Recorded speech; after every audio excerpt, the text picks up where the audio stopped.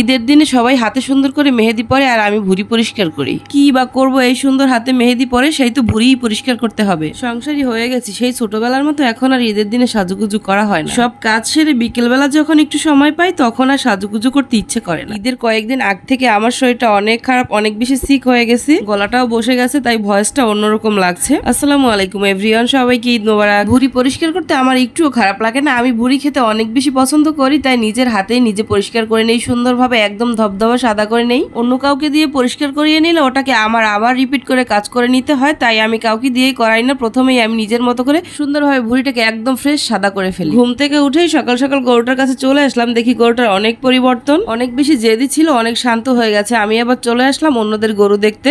সকালবেলা ঘুরে ঘুরে গরু দেখতে ভালোই লাগে। আমাদের গরুটার কাছে যেতে আমি একদমই সাহস পাইনি। এই গরুটা একটু ছোট আর একটু নরম ভদ্র মনে হয়েছিল, একটু ধরতে আসছিলাম, তাও মাথা নাড়ে ধরতেই দিচ্ছিল না। আমি কখনোই গরুর কাছে যাই না, অনেক বেশি ভয় পাই। ছোটবেলায় একবার গরুর গুঁতো খেয়েছি, সেই ভয়ে আমি আর কখনোই গরুর কাছে যাইনি, কিন্তু আজকে একটু ট্রাই করতেছিলাম, তাও গরুটা আমাকে কিছুতেই ধরতে দিল না। আমাদের গরুটা অনেক বেশি রাগী ছিল, কালকে কাউকে কাছে যেতেই দিচ্ছিল না, আজকে তো মাশাআল্লাহ অনেক বেশি শান্ত হয়ে গেছে, একদম চুপচাপ হয়ে গেছে। সকাল সকালে গরুটাকে গোসল করিয়ে সবাই নামাজে চলে গেছে। সেই ফাঁকে বেরিয়ে একটু ঘুরে ঘুরে সবার গরু দেখলাম। কোরবানি ঈদের আনন্দই হচ্ছে গরু কেনা, গরু দেখা, সবাইকে গোশত বিলানো। আলহামদুলিল্লাহ, আল্লাহ সবার কোরবানিকে কবুল করে নিক। এই বিড়ালটা অনেক বেশি দুষ্ট, যেই গরু দেখতে আসে তার সাথে সাথে এই বিড়ালটাও দৌড়ে গরু দেখতে চলে আসে। এরা মাত্র ঘুম থেকে উঠে খোয়ার থেকে বেরিয়েছে, এরা এখন নাস্তা করবে, অনেক বেশি ডাকাডাকি করতেছে, এদের মনে হয় অনেক ক্ষুধা লাগছে। ঘুরে ঘুরে গরু দেখতে দেখতে আমারও অনেক বেশি ক্ষুধা লেগে গেছে, তাই চলে আসলাম বাসায় নাস্তা বানানোর জন্য। ঈদের দিন আজকে সকালে এখন পর্যন্ত আমি কিছুই করিনি, এখন আমি লাচ্চা সেমাই, বাংলা সেমাই আর নুডলস রান্না করব।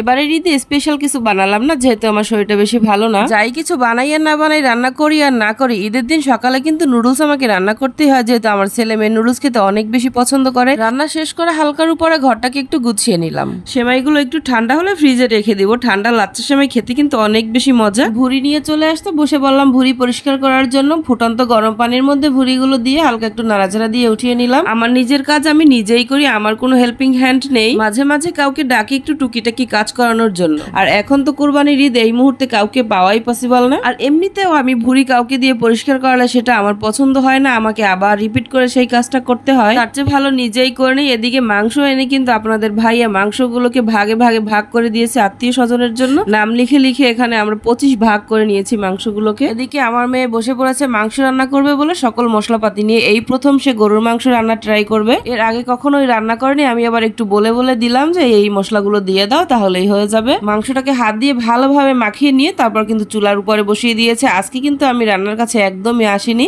অনেক ব্যস্ত ছিলাম আমি, তাই আসতে পারিনি। আমি বলে বলে দিয়েছি, সে বসিয়ে দিয়েছে। এবার আমি আসলাম রান্নাটা একটু দেখার জন্য যে রান্নার কি অবস্থা, মাংসটা কেমন হয়েছে, কালারটা কেমন হয়েছে। মাশাআল্লাহ, কালারটা দেখতে কিন্তু অসাধারণ, আর ঘ্রাণটাও কিন্তু অনেক সুন্দর আসতেছিল। এই তো কিছুক্ষণ পর আমার মাংসটা রান্না হয়ে গেছে, এবার আমি জিরেটা দিয়ে মাংসটা নামিয়ে নিব। মাশাআল্লাহ, মাংসটা অল্প সময়ের মধ্যেই সিদ্ধ হয়ে গেছে। মাংসটা রান্না করা আমার হয়ে গেছে, এপাশে আমি বসিয়ে দিয়েছি পোলাও। আমার ছোট্ট ভিডিওটি ভালো লাগলে অবশ্যই লাইক কমেন্ট করে আপনার মূল্যবান মতামত জানিয়ে যাবেন। আজকের ভিডিওটা এ পর্যন্তই ছিল, দেখা হবে, কথা হবে আবার অন্য কোনো ব্লগ ভিডিওতে। সে পর্যন্ত সবাই সুস্থ থাকবেন, ভালো থাকবেন, আর অবশ্যই একটা কথা বলবো, এই গরমে অবশ্যই বুঝে শুনে গরুর মাংস খাবেন সবাই। টাটা, আল্লাহ হাফেজ।